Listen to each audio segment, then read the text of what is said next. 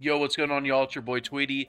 Today I'm going to be going over UFC 304, talking about predictions, what I think is good to bet on, stuff like that. So I'm actually new to betting. I've been a lifelong UFC fan, but I've always had friends that bet, and they would ask me like what I think is a good pick since I'm like a hardcore fan. And like recently, I got into it myself, and I've been up on money on every card besides Alex Perez versus Tyra, which I feel like a lot of people were down on that card. That was a upset heavy card, a lot of random stuff going on. But yeah, y'all, I'm excited for this card. It's been a couple slow events in a row with Nama Yunez and Cortez, which I did very good on, and Jandaroba versus Limos, which I almost did.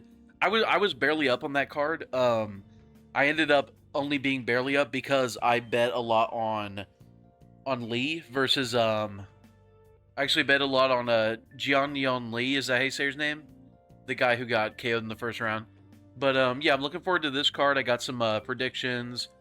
I got some stuff I'm looking out for. I think with this card, so the thing about this card is there's a lot of like heavy favorites because let's be real, y'all, and I'm sure y'all have noticed this as well. A lot of these matchups are kind of set up for like the UK or like EU guys to win.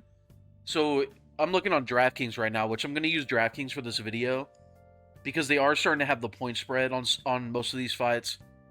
A lot of the, like for example, like Mick Parkin minus 290 right now, Sam Patterson minus 425, Tom Aspinall is like minus 400. Well, obviously that's not like a picked fight for him to win, but still. Molly McCann minus 340. So besides like the Paddy fight, a lot of these fights the odds are kind of skewed in the UK fighters' favor, which makes sense, right? Because a lot of these are favorable matchups. But let's go down the matchups from top to bottom, or bottom to top. So this first fight, we got Shauna Bannon versus Elise Ardeline. Now this fight was a late replacement. Ardeline was not the original opponent. It was something Oliveira, I forget the other girl's name. But anyways, this is the fight we have now. Now, Bannon, she's had, I believe, 2 fights in the UFC, I want to say. One fight in the UFC, and it was a loss to Bruna Brazil, who's also on this card. And besides that, she's undefeated. She won in Invicta. And who was her opponent in Invicta? 6-5. She won in Cage Legacy. Who was her opponent there? 1-3. So that 6-5 opponent alone is more impressive than what Ardeline's been fighting. So Ardeline, you might look at her record and you'll see like, oh, she fought Weili Zhang, stuff like that. And her record actually started off pretty bad, and then she started winning, and you might think like, oh, she started winning, improvement. But then you look at her opponents in 0-5, 2-1, okay, positive record. 0-4. But it makes you wonder who did this woman fight to become 2-1? It makes you kind of wonder. Oh no, some positive records in here. 1-3, yeah. But anyways, these women don't have great records that Ardeline started getting wins against that has led to her getting to the UFC. Now I did watch her fight, and she is decent. She's not bad. I actually I'm kind of 50-50 on this fight. And if you watch a lot of like other MMA YouTubers and like gamblers and stuff like that, I feel like most people are kind of 50-50 because like Bannon has fought better competition and won, whereas Ardeline's fought better competition overall and has been like at it longer. And I don't know, like even though she has won against like kind of like cans, she's looked good. She's like done what you're supposed to do to those cans. So let me look at the odds right now. So at first it was really wide, and I would have actually recommended maybe putting a little bit of money on Ardeline. But now it's looking like, yeah, so Ardeline's plus 140. She was originally like plus 250. At that point, I should have put a little bit on Ardeline. I didn't know the line was going to move like that. But now I don't think I would personally touch this. Women's MMA, especially like lower level like prelim women's MMA, I don't like to touch because a lot of times it goes to a split decision. It gets a little weird. So I don't know if I would touch this fight at this point. Maybe Maybe still go for Arnold if you do bet on it, because it's such like a 50-50 toss-up that, you know, you want to go for plus money. But I wish I could have got it when it was plus 250. All right, next fight. So I got Mick Parkin versus Lucas Bresky. I think that's how you say his name. So, oh man. So Mick Parkin, he's 9-0. He hits the heavyweight limit. He's like 264. He trains with Tom Aspinall. He's one of Tom Aspinall's main training partners. So hearing all of that, you might be like, wow, he's going to be undefeated, like getting up into the rankings. Like it might be him and Aspinall on top. But no, if you watch him fight, he is like, oh man, like he is not good. Like, just being honest with y'all, like y'all saw how Mo Usman got exposed by Thomas Peterson last weekend, who's not very good himself. And Mick Parkin looked way worse than Thomas Peterson versus Mo Usman. And he's struggling to finish a lot of these lower level heavyweights, losing a round here and there to some of these lower level heavyweights. And it's just, obviously we all know that heavyweight, outside of like the top 8, is really lacking in MMA. And Mick Parkin is not, like, he's young. He's young is the thing. Let's see if we can see his age. So he is 28. So he has time to improve. But I don't know. It's not looking promising, y'all. So you might say to yourself, oh, Tweety, so should we pick Lucas Bresky? Because he is a plus 235 favorite, or underdog. Well, the problem with that is, I feel like as much as I'm doubting Mick Parkin, I'm doubting Bresky even more. I feel like Bresky, he's like, oh man, so his record's 9-4. He's small, by the way. He's a very small heavyweight, 236. So he's going to be outsized by a guy in Mick Parkin who can wrestle and can push you up against the cage. And his UFC record so far, he was 0-3. And then he won his last fight. But he also won his last fight against a guy who is not very impressive. And he was getting taken down. And the voice crack, what was that? He was getting taken down and stuff like that. So, yeah, I don't know. I feel like I really am doubting Mick Parkin. Like, I feel like if he gets a step up from here, I'm probably going to pick against him as next fight. Unless, like, the training with Aspinall and how young he is, he just shows a bunch of improvement. Unless that happens, I'm going to have to side with his next opponent probably. But here, I just feel like it is tempting, because when you watch Mick Parkin, it's like, oh man, this guy is not that good. It is tempting to bet on the plus 230, plus 250 underdog, depending on what the line is that day. But I feel like it would just be a donation to the sportsbook app. Like, Mick Parkin's going to get it done, whether it be like a submission late or, you know, a decision, something like that. I'm not sure about like the fight prop on this, because again, Mick Parkin is young. He's improving. He's fighting a small guy who's been struggling in the UFC. So even though Mick Parkin is kind of a decisionator, I feel like he could get like a hype finish here. So I don't know. Maybe go with the point spread, but I don't know, because like, again, he made it close with Mo Usman for like no reason. Like, Mo Usman should not be making it close with you if you're like, if you got all these attributes, you know what I mean? Like, I don't know. Maybe put Mick Parkin as like a parlay piece. That's what I'm going to be doing. I'm going to be putting him as a parlay piece, maybe with the fighter coming up in this next fight, which, okay, let's get to the next fight. So Kiefer Crosby is a powerful guy. He's kind of similar to Bresky, though, where he's been like struggling in the UFC pretty bad. And I feel like he kind of got accelerated to the UFC. Yeah, so he KO'd Alex Oliveira. And then he also beat Aaron Chalmers in boxing, which gave him like a lot of clout. These two things gave him a lot of clout, because obviously Alex Oliveira, UFC veteran, and Aaron Chalmers is like an influencer. So that accelerated him to the UFC. But in his first UFC fight, man, he did not look good. He looked really bad. Like, he just got taken down, controlled, choked out by Kevin Jousset. And I'm gonna be honest with y'all, after watching footage and all that, I feel like Sam Patterson, like the way Kevin Jousset beat Crosby, like took him down, got his back, choked him. I feel like Sam Patterson can do that easier to Kiefer Crosby. Now, a lot of people are saying to not bet on Sam Patterson because, he's very hittable and he's very KO'able. Like, like this fight was bad. He got KO'd pretty bad. And he's very hittable. But here's my thing about Sam Patterson is, so he's 28 years old, just turned 28. He's moving up in weight class, so his durability is going to be better. He's not cutting as much weight. 6'3" at 155 was insane. Now he's going to be 6'3" at 170, which is still pretty crazy, but he's going to be more durable than he was. And then also, yeah, he's 28. His nickname's The Future. So he's been grinding. He's been trying to improve. That KO loss was probably so hard on him. He's been trying to grind and improve since then. He picked up a nice win after that. And I'm going to be honest with y'all. I just feel like, oh man, I feel like he is so much better than Kiefer Crosby. And I'm not the type of person who's just going to bet on like a random KO that could happen. You know what I mean?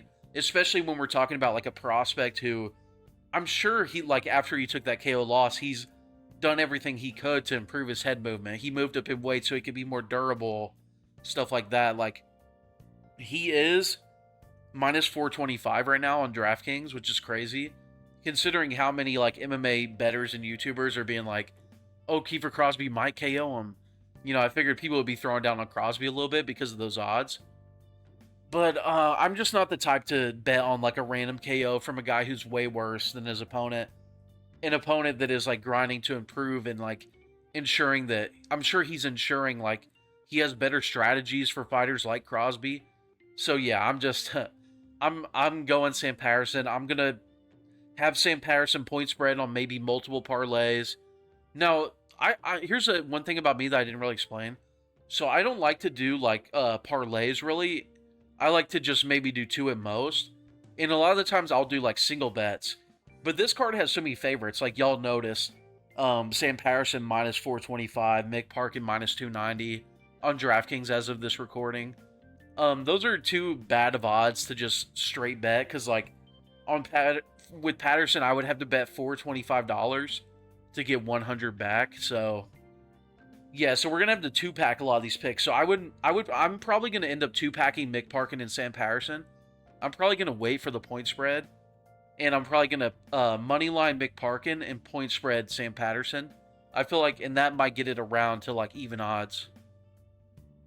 So yeah, that's definitely a bet I would take. I would wait for the point spread to come out, and then parlay Patterson point spread with Parkin money line. You can mix and match these two with other fighters later as well, though.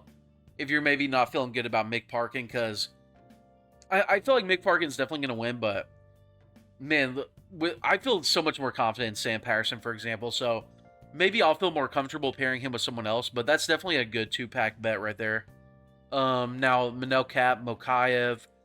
Now, this fight, oh my god, this is the fight I've watched the most footage on for this card, and I did place a bet down. I placed a $50 bet. But I still don't feel confident. So I bet $50 on Manel Kape money line. He was like plus 30 when I made the bet. And so here's the thing about this fight, right? So Mokaev is 23. He's a good wrestler. His striking is, it exists. You know what I mean? It works kind of because they're so afraid of the takedowns. He did not look good in his last fight, but apparently that was because he had staph infection, he claims. But even still, like, he didn't look very good against Tim Elliott. He hasn't looked the best in any of his fights, really. But he is getting by good guys, like, Durden's good. Charles Johnson's good. Alex Perez, obviously very good. Tim Elliott's underrated. So, like, he keeps, even though he doesn't always look that impressive, he keeps getting by these guys, no matter how much they step up in competition. And again, some of these wins are aging well, like Cody Durden. Even though he got KO'd in his last fight, he looked very good. Charles Johnson had the performance of his life in his last fight against Joshua Van. Tim Elliott's always good, especially beating Tim Elliott the way he did, like taking him down and breaking him. It's not easy to do. Tim Elliott, his wrestling is his best thing. And then Alex Perez, very good fighter. And he beat him apparently with staph infection. So, Mokaev, you could look at like the fashion of how he's winning sometimes, where it's like, a third round comeback against Tim Elliott. Well, not really a comeback. It was like an even fight. Or like a close decision against Perez. You could argue he lost. And you could be like, oh, he's not that good, but I don't know. I feel like despite everything, his results have been good so far. So Manel Kape. So Manel Kape, he's 19-6. He's had kind of a long-ish career. I think he goes back, to 2012. And he started in like Japan, went back and forth with like Kai Asakura, took a loss to Horiguchi way back in like 2017. And then when he came into the UFC, so he did end up KOing Kai Asakura. Then he came into the UFC, fought Pantoja right away. Lost that, but that was a very close fight. Pantoja won, but like it wasn't like a robbery, but it was competitive. It was very competitive, pretty slow fight. And then Nicolau, he ended up losing to Nicolau. I actually do think Kape won that fight. Nicolau mostly won off of like takedowns and control. And you might hear that and be like, oh wow, he got taken down and controlled by Nicolau. Like, how is he gonna beat Mokaev? Here's the thing, right? So that was 3 years ago. And I feel like Nicolau is like, obviously he's like on a downward spiral, like he's kind of crashing out in his career. But he's not losing because he's getting out grappled. He's not losing because he's a bad wrestler. He's losing because he's getting KO'd like stiff, like early in fights. You know what I mean? So I don't think Kape getting taken down a couple times and then still arguably winning against Nicolau is 3 years ago is an indication of, Kape not being able to stop takedowns and getting taken down by Mokaev guaranteed. But it is, it is something to think about. Another thing about Kape is he is 30 years old. He's entering his prime. That is about prime for like the lower weight classes. So he is in his prime. Mokaev is not yet. And, he was a lot younger when he fought Nicolau. He was like, 26, 27. So I'm sure he's improved a lot since then. Since then, he's gotten a couple KOs, gotten a couple decisions. He's been, if you see, like, there's been so many canceled fights. Like, so many, like, big fights should have happened. Should have rematched Nicolau. Should have fought Kai Kara France. Should have fought Figueiredo, Perez. Like, there would be so much more data to pull from. But he keeps getting all these fights canceled. But the 2 times he did fight elite guys in his weight class, he looked pretty good, right? Like, he looked pretty good. He KO'd Asakura, went back and forth with him. Barely lost to Pantoja. Arguably beat Nicolau. Now, that's just a resume. Now, if you watch the fights, Kape is, he's a bit shorter than Mokaev, which could help him because Mokaev, he mostly gets takedowns off of, like, double legs, single legs. He doesn't really, like, scale the back and stuff, like an Aljamain Sterling or something like that. So, I think Kape might be able to get low and stuff those takedowns. Kape is also very explosive. He's a very good striker. Like, his striking is, like, eons above Mokaev. So, I feel like we could see this fight, like, a few different ways. So, we could see, like, Manel Kape just goes in there, stuffs his takedowns explosively, and then Mokaev can't get on him, and then he gets battered. We could see that. Or we could see Mokaev gets him down, Kape can't deal with it, and then it's just, he just gets destroyed. Like, he gets wrestled, maybe gets submitted late, maybe gets 30-27 decision. We could see that. Or we could see a competitive fight where, Manel Kape has success early, but then Mokaev just through shooting over and over again stays on him and eventually works him over, maybe wins the 3rd round, 2nd round. Ends up being like a close decision, similar to Kape versus Nicolau, but kind of in reverse, because Nicolau was taking him down early, whereas Mokaev, I think, might break him down late. Now, my read is, I feel like Kape is, like, coming into his prime. He's super athletic. His striking is so much better than Mokaev's. My read when I place that bet is that Kape will be able to just fend off the takedowns and do so much damage. Whoa, the voice crack. He'll be able to do so much damage that he'll beat Mokaev, whether it's by decision or TKO. Now, I'm not feeling good about that bet, to be honest. And I'm going to be real. Unless you're feeling really confident in Mokaev, I would stay away from this fight. I wouldn't add it to your parlays because they could easily bust your parlays. Yeah, so unless, maybe if you're feeling really confident in Mokaev, maybe go in a little bit, but I don't know. I personally regret touching this fight, even if I would have bet on Mokaev, but we'll see. It is what it is. We'll see. I'm keeping that bet in there, even though I could cash out. It is DraftKings, so if I cash out, I would lose like $8. So just gonna keep it in there. I still do feel good about Kape. I feel 50-50 on the fight, so we'll see. We'll see. So Oban Elliott versus Preston Parsons. So Oban Elliott is like a prospect type of fighter. He is, I believe he's 1-0 in the UFC, 2-0 if you count Contender Series. He lost by KO twice outside the UFC in Cage Warriors. Now, he has not looked impressive. Even though he's 2-0 in the UFC, if you count Contender Series, he has not looked good. He's struggled in both those fights, and he struggled against way worse guys than Preston Parsons. Now, Preston Parsons, he's got kind of a back and forth UFC record. Yeah, 2-2. He beats Simmelsberger, which is a good win. He arguably beat Trevin Giles, beat Evan Elder, which is a good win. And then, man, so I was about to explain to y'all why you can't sleep on Oban Elliott in this fight, but now that I'm actually like thinking about it, I don't know. I feel like Preston Parsons is a good bet here. So he did get destroyed by Daniel Rodriguez on short notice. He got hurt early and then just couldn't recover. He got battered. So here's the thing, right? So it might seem like, you know, kind of like young up-and-comer versus like veteran. But here's the thing, right? So, I keep saying here's the thing.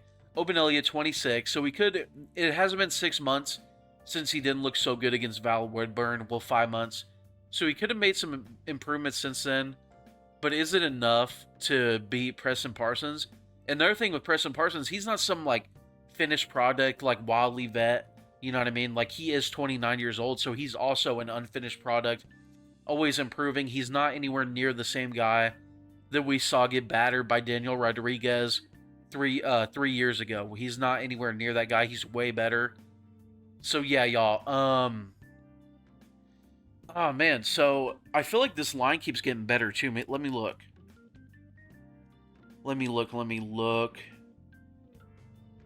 Can't find it for some reason. Okay, here it is. Yeah, Preston Parsons minus 142 on DraftKings. That's actually getting worse. It was like minus 135 earlier. So I would jump on that and maybe put something on Preston Parsons because I feel like he is just the better guy. You know what I mean? Now, Oban Elliott, he is kind of a wild guy. He is kind of he's dangerous. Even though he hasn't finished anyone in the UFC yet, he is dangerous. So it is kind of like, it's kind of like the Sam Patterson, Kiefer Crosby situation, but to a lesser extent, because where I do feel like Patterson has a wide skill gap compared to Crosby, like he's way better. I feel like Parsons is like noticeably better. He's noticeably better. But obviously Oban Elliott, dangerous guy, young, athletic, stuff like that. There's a chance, right? And the gap's not as big as like a Patterson and a Crosby. So I don't know. I am feeling good about Parsons now that I've thought about him more and I looked at his record again. I do think he'll be able to, you know, enforce his well-rounded skills, get some takedowns, fend off any kind of like submission attempts from Oban off his back or anything like that. And I do think he'll be able to get a decision here, probably. Maybe a late finish. So I will probably be putting Preston Parsons on some parlays. I'll probably pair him with like a Patterson or a Parkin or someone coming up once the point spread comes out, because I might even point spread Parsons, because he's minus 142 money line, so he'll probably be like plus 110 point spread. I might even think about that, but I don't know, because this could end up being like a 29-28 fight. All right, so here we go. We got Bukus versus Prasino. Now this fight's weird to me because Prasino, or is that how you say his name? I feel like I'm saying his name wrong. Marcin. He's plus 130 on DraftKings. He's an underdog on like every app. But I haven't seen like one I haven't seen like one article, I haven't seen one YouTube channel, I haven't seen one YouTube comment pick Bukauskas. I feel like everyone's picking Prasino. And obviously it's because he looked good in his last fight against Devin Clark. He looked decent. He beat like Khalil Roundtree. He has better wins. Well, Bukauskas has a better win recently over Tyson Pedro, but anyways, in Prasino, he has better striking than Bukauskas on paper, and Bukauskas only really wins by like slow striking battles. So I kind of understand people going with Prasino here, but here's my thing: is Prasino is the much older guy. He's 36, which isn't bad at light heavyweight. So that's almost not a factor. Forget about that. But he is the younger guy. But again, 36 at light heavyweight, not that big of a deal. But here's the thing: Bukauskas, he does train with Tom Aspinall. He did look so. He got cut from the UFC, and then he went to Cage Warriors, won a couple, come back. He's 2-1 since then. Lost to Vitor Petrino, which so did Prasino. So I don't know. I feel like Bukauskas is more promising. I feel like I really like the gym he trains at. I feel like he's got room to improve. Whereas Prasino's not like a washed up out of his prime, but he is kind of a finished product. You know, he is kind of what he is. So I feel like Bukauskas is more promising, but I feel like Prasino is more skilled in the realm they're going to be in, which is striking, most likely, unless there's a lot of like clinching and stuff like that. Or maybe Bukauskas has picked up some better like wrestling training at Aspinall's camp. So I don't know. I'm really 50-50 on this fight, and I kind of understand why people are going Prasino. Because if you're so 50-50 on a fight, then, you know, why not go with the underdog? So, yeah, maybe throw Prasino on there. Maybe, like, just single bet him. Because, like, I would not feel safe putting Prasino on any parlays. Because, like, again, it's so 50-50. So, I wouldn't want him to, like, bust my Sam Patterson parlay. Or bust my Mick Parkin or Preston Parsons parlay. Oh, my God, Parkin Parsons. It's like a seashells by the seashore with this fucking fight card, but yeah, I wouldn't want him to bust my parlay with those guys. But yeah, 50-50, you gotta lean towards the underdog, which is also kind of why I bet on Manel Kape, right? Because I was so 50-50, I saw plus 130, so I was like, put a little bit on Manel Kape. Probably shouldn't have put $50 on it, probably should have put like 20, but you know, it is what it is. So now we're moving on. Jake Hadley versus Callan Laen. Is that you say his name, or is it Lothrin? I don't know. But anyways, why is Gregory Rodriguez looking at me like that, bro? Look at him. But anyways, so Jake Hadley is kind of crashing out with his career right now. So he was very promising at first. Look at that image. 27, so he's still very young. And he started out, he was undefeated going into the UFC. He won in the Contender Series. He was winning in Cage Warriors. And then he lost his official UFC debut after the Contender Series. Also, he's got decent striking. He's got good submissions. That's like his skill set. And he won by submission. He bounced back. He became 2-1 in the UFC. Got a quick, stoppage win with stand-up into ground and pound on Malcolm Gordon, a guy who other people like Mokaev have taken a while to finish, which doesn't really say too much, right? Like, Mokaev takes a while to finish most people. But then he lost 2 to Cody Durden and Charles Johnson, which are not, like, awful losses. Like, those are 2, like, skilled fighters. I would even say they're more skilled than Callan Laen, maybe. Charles Johnson, I would definitely say so. So it's not like the worst losses in the world, you know what I mean? And you might be like, well, Tweety, you know, we got a young guy who just lost 2. He's going to be super motivated to come back. So we got to favor him here. But here's the problem, right? Is Laen is a big 135er.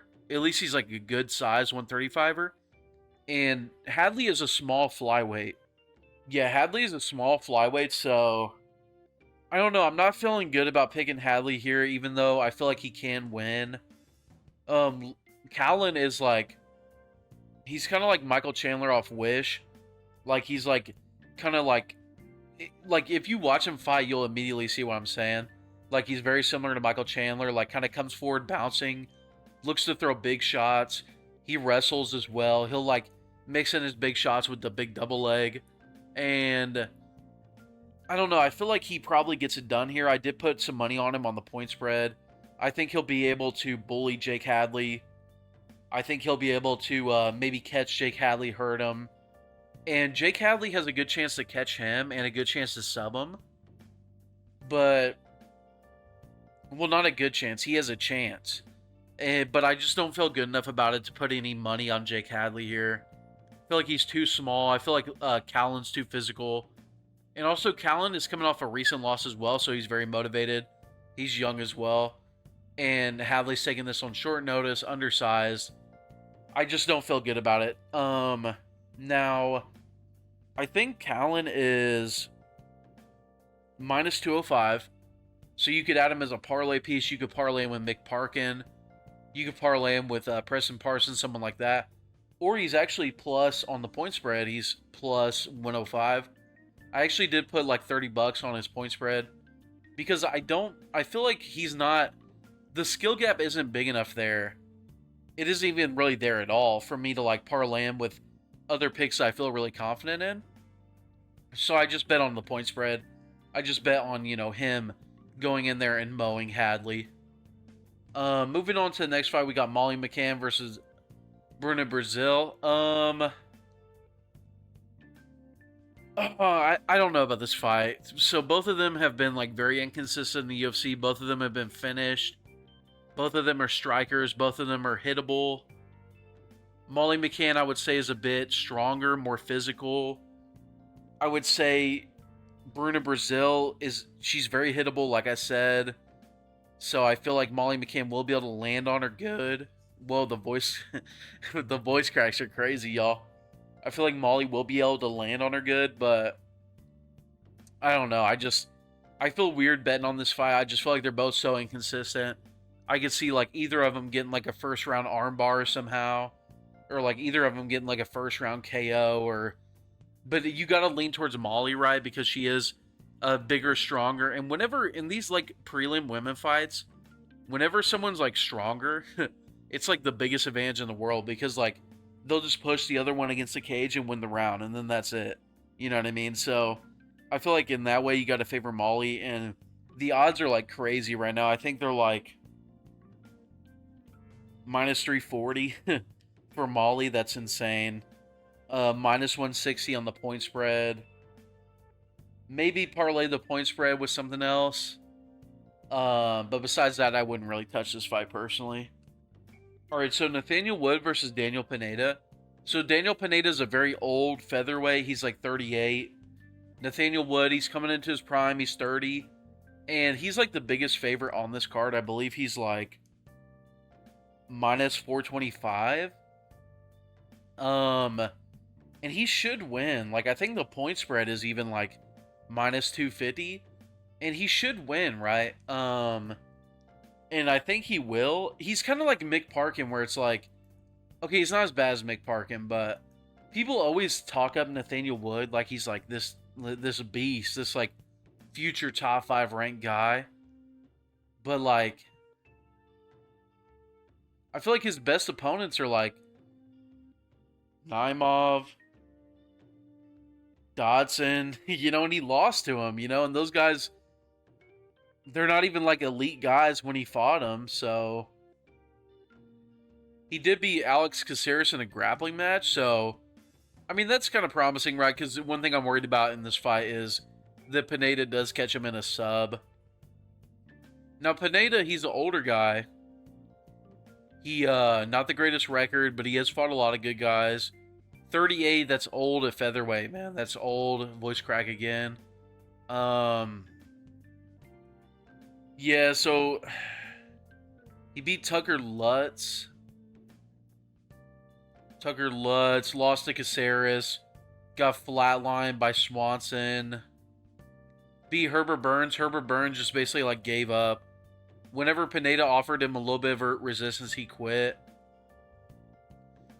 So yeah, y'all, I think even though I'm like a Nathaniel Wood doubter, like he did beat Andre Philly.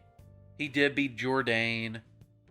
He lost to Naimov. Naimov did cheat a lot in that fight, though, so maybe he would win a rematch.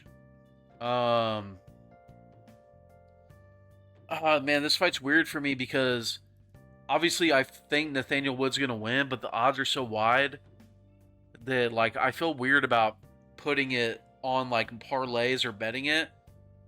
Maybe I probably will end up pairing Nathaniel Wood with someone point spread because, like, the money line is just too wide. And I'll probably wait until, like, last second because I feel like people are going to see how wide this is and just start fucking putting parlays on Pineda. You know what I mean?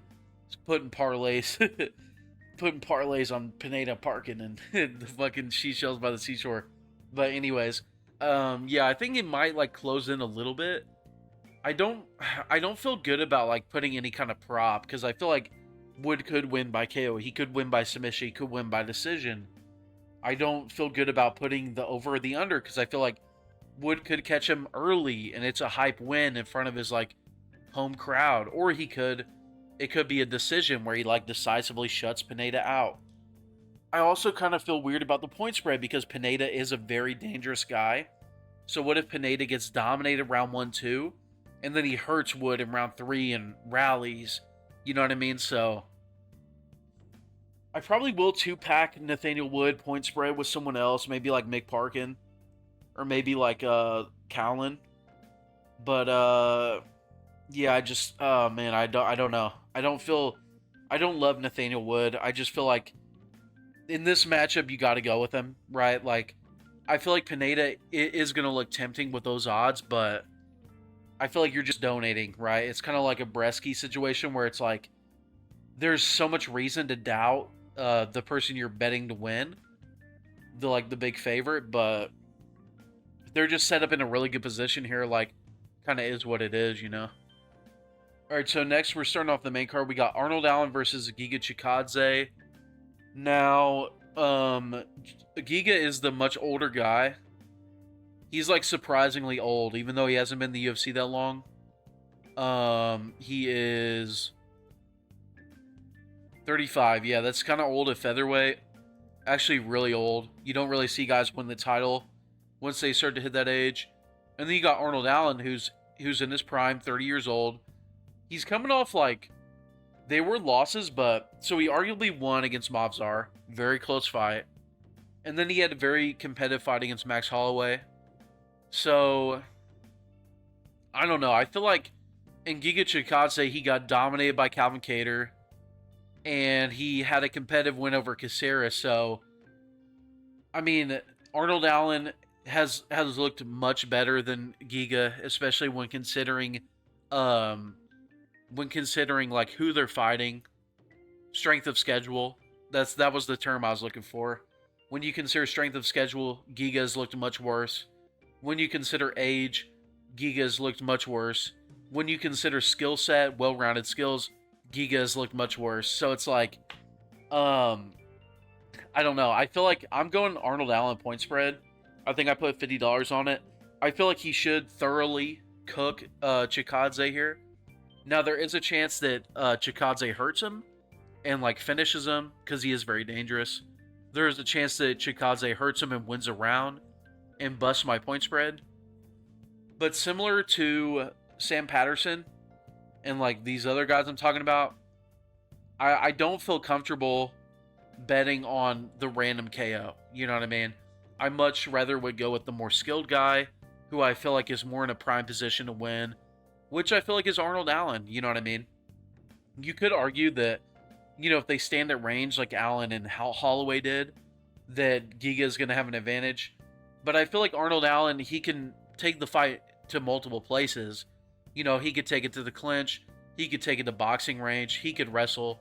And I feel like in those three situations, he is better than Giga Chikadze. I feel like Giga has to keep it in like kickboxing range in order to have an advantage. But even then, I feel like the advantage is not as big as you would think. You know what I mean? Like Alex Caceres hung in there in that range. Barboza was doing very good before he got caught. Calvin Kattar was having success. One thing that does concern me is in order for Calvin Kattar to melt Chikadze the way he did, he had to take some big shots. I hope that Arnold Allen's chin holds up, because one thing about featherweight is featherweight's kind of notorious for not having the hardest hitters outside of a few guys coming in now, you know, like Tapuria, Josh Emmett, Diego Lopez. Because you have Max Holloway. Max Holloway, like, until these last 2 fights, like, miraculously, Max Holloway was known for, like, landing 500 strikes, not being able to KO anyone. Mavzar doesn't finish people, you know, so some of these guys, like Yusuf, has some finishes, but I don't know. I'm worried about Arnold Allen's chin. I feel like it's kind of, we don't know a little bit. And Giga, I don't know. He might land a brutal, like he landed some brutal elbows on Calvin Kattar when Kattar was coming in, and Kattar just had to kind of walk through him and melt him. I feel like part of him getting melted so bad was landing big shots on Kattar and Kattar still being there.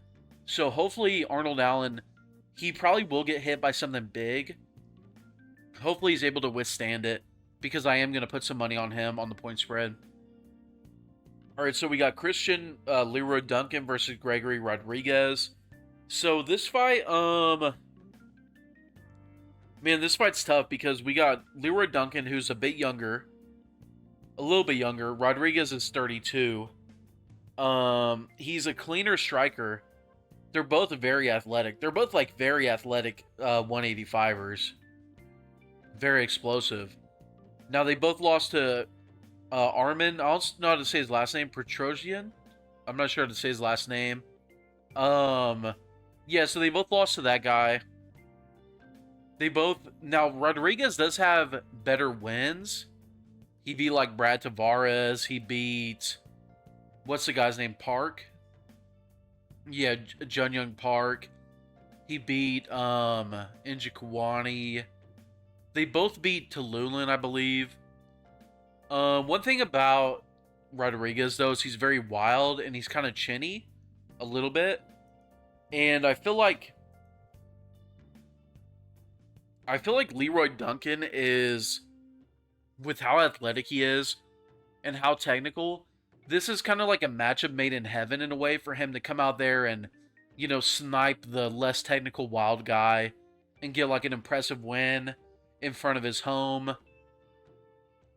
But at the same time, man, Gregory Rodriguez is like, he's chaotic, man. He's so skilled and he's so dangerous. So it's like, yeah, on paper, Christian Leroy Duncan should go in there and snipe him, you know, out-technique him. But Rodriguez, he could shoot a takedown. And, you know, Leroy Duncan is athletic, but we don't know what it's going to look like when Rodriguez shoots on him, you know? He could, like, take one to give one and hurt Christian Leroy Duncan. And we don't know what that will look like because Christian Leroy Duncan's a guy we've never really seen hurt. But we also haven't seen him fight someone who hits like Gregory Rodriguez. You know what I mean? So this fight is just like, I feel like the smart pick is Christian Leroy Duncan, but he's like minus, what is he right now? What are the odds? Minus 142. Point spread, he is minus 110. And I don't think, I feel like this fight could end up being like a close split decision type of fight. But the chances of that are low. It's probably going to be chaotic. Someone's going to get put out type of situation, or someone's just going to get dominated. Probably something like that. It could end up being like a clinch fight where, you know, they're both kind of aware of how dangerous both guys are. So they just kind of clinch each other against the cage, try to work each other over. Maybe Gregory Rodriguez does grapple, because he does have grappling that he doesn't like to use. And Leroy Duncan, because he's so big and strong, he just kind of survives on bottom and against the cage. We could see a situation like that. I don't know. I'm slightly leaning towards Christian Leroy Duncan. I'll probably put like $20 on the point spread on him for fun. But I don't feel confident either way in this fight, to be honest. Now, Bobby Green versus Paddy Pimblett. Okay. So Paddy Pimblett, he was like plus 160 originally, and I wish I would have put money on him then. I ended up getting him when he was like plus 115. I put $50 on him. The way I feel about this fight is, I feel like Bobby Green is more skilled on the feet, but I feel like that's about it. I feel like Paddy Pimblett is actually, I feel like Paddy is one of the biggest and strongest 155ers. I actually feel like that's his like biggest attribute, you know what I mean?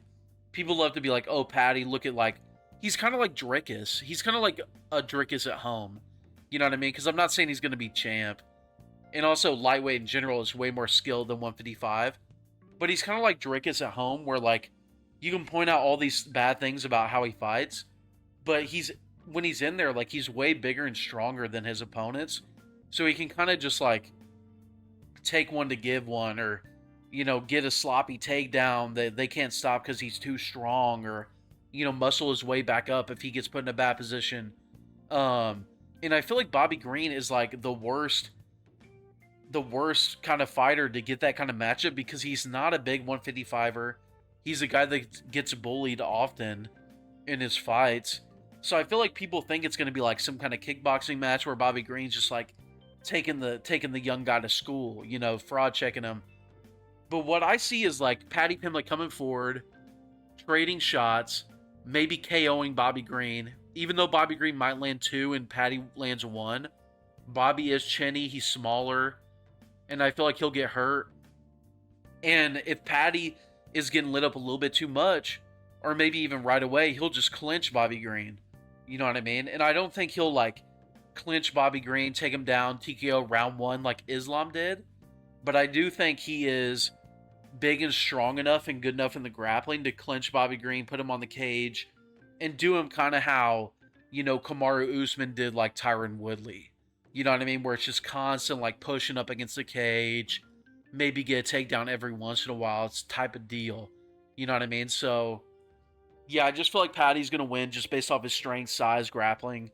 And I do think, like, here's the thing. Now, with all that being said, if Bobby Green immediately shakes off the clinch right away, I'm going to get really worried. But I don't know. I just feel like Paddy, like, he's going to use his strength, his size, and be able to eke out a win here. He's not afraid to make a fight boring.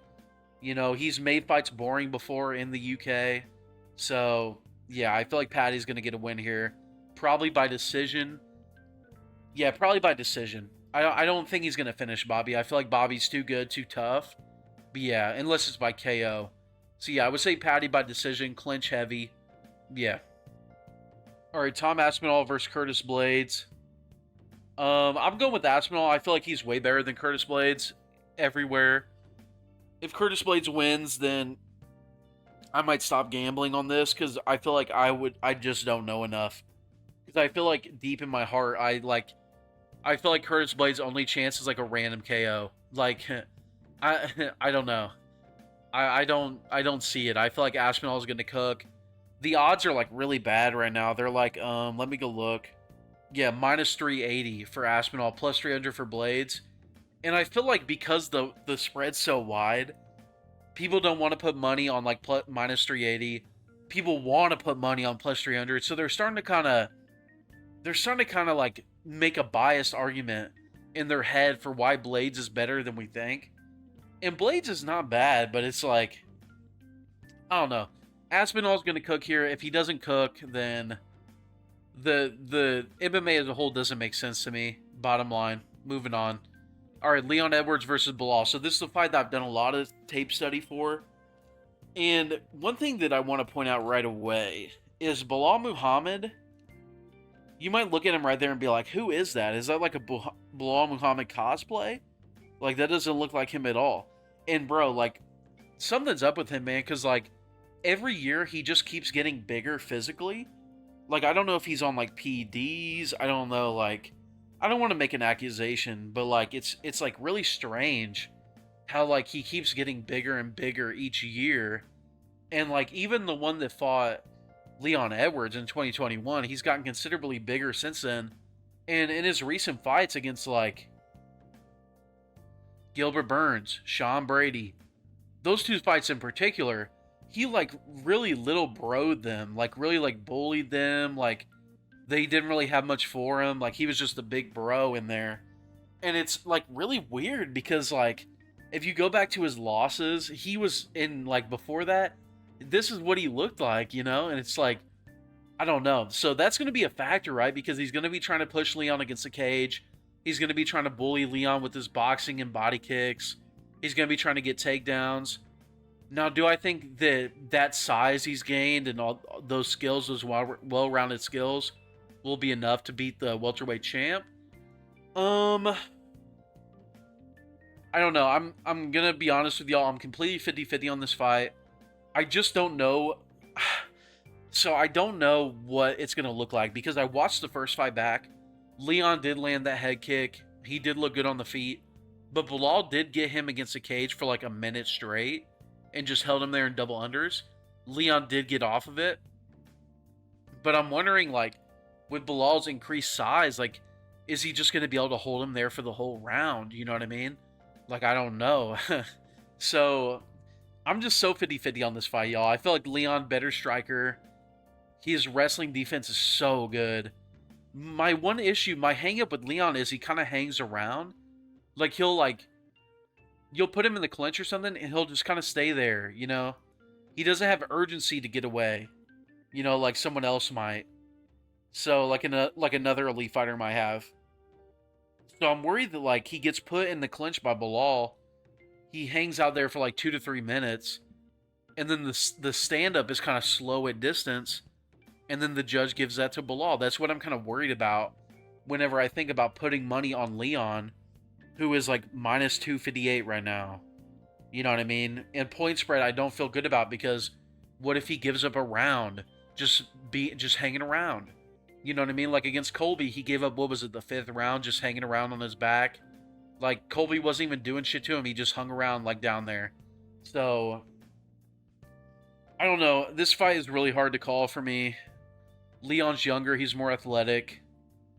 Belal is working against the 35 and up curse, but it is at welterweight, which is the one weight class where that curse has been overcome by Tyron Woodley. So it's not impossible.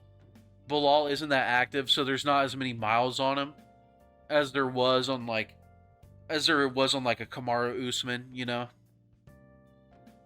And I feel like he's much better than he was when he was under 35 anyways, when he was a smaller guy. So yeah, I did put like $30 on Belal because the odds are that crazy. It's because, like, for example, my mental spread on this fight is even. I think this is a dead even fight. Maybe slight lean towards Leon. But the odds right now, they got Belal at plus 210. So I just put 30 on Belal. But honestly, I would slightly lean Leon. I might even put him in some parlays. But yeah, that's going to be it for the card, y'all. Let me know down in the comments what y'all thought. If you're going to bet, let me know what bets y'all are placing. What I would recommend, I would parlay Aspinall with, like, almost anything.